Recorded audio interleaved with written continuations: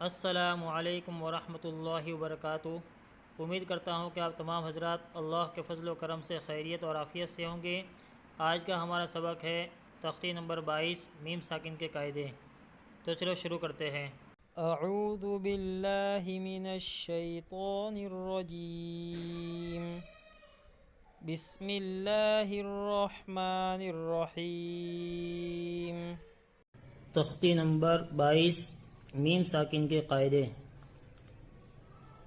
میم ساکن کے 3 قاعدے ہیں: ادغام شفوی، اخفاء شفوی، اظہار شفوی۔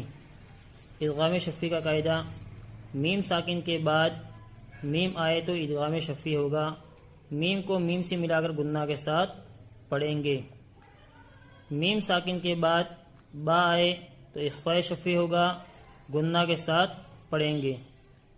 اظہار شفوی کا قاعدہ: میم ساکن کے بعد با اور میم کے علاوہ 26 حرف میں سے کوئی بھی حرف آئے تو اظہار شفوی ہوگا، ملا کر بغیر گنہ کے پڑھیں گے۔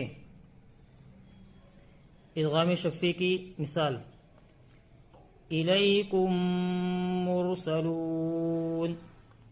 یہاں کم میں ادغام شفوی ہوگا، میم ساکن کے بعد میم آیا ہے اس لیے ادغام شفوی ہوگا، میم کو میم سے ملا کر گنہ کے ساتھ پڑھیں گے۔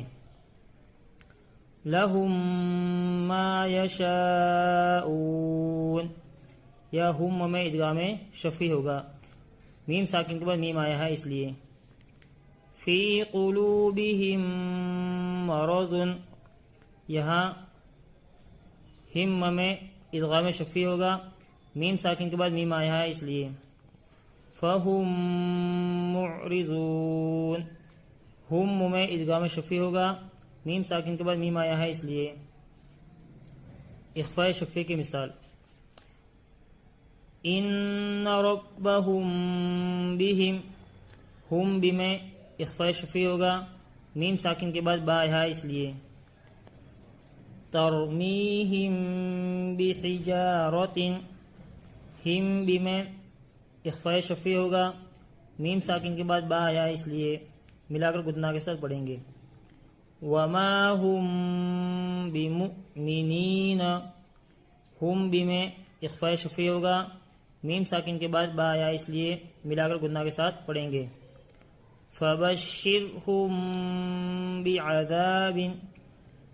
ہم بھی میں اخفاء شفوی ہوگا، میم ساکن کے بعد با آیا اس لیے اخفاء شفوی ہوگا، ملا کر گنہ کے ساتھ پڑھیں گے۔